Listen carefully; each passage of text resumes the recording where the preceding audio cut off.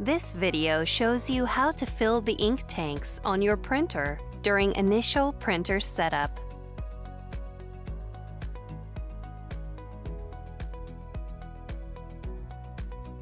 Before you begin, unpack your printer, place it on a level surface, and plug it in as shown on the Start Here sheet.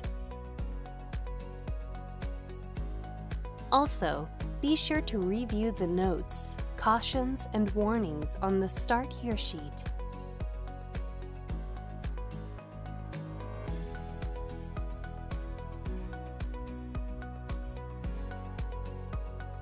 Open the ink tank cover. Open the ink tank cap for the black ink tank.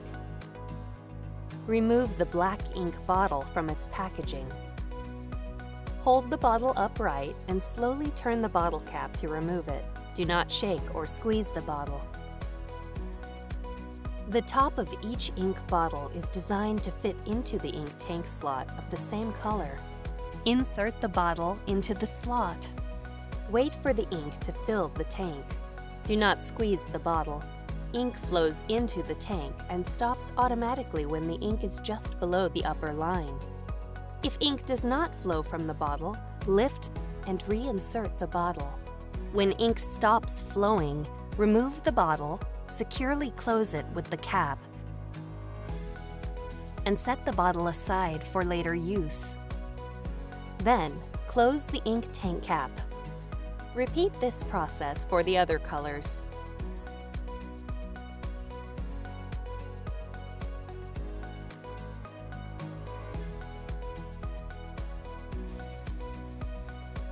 When you are finished filling the ink tanks, close the ink tank cover.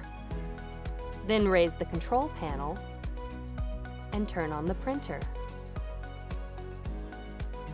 Select your language.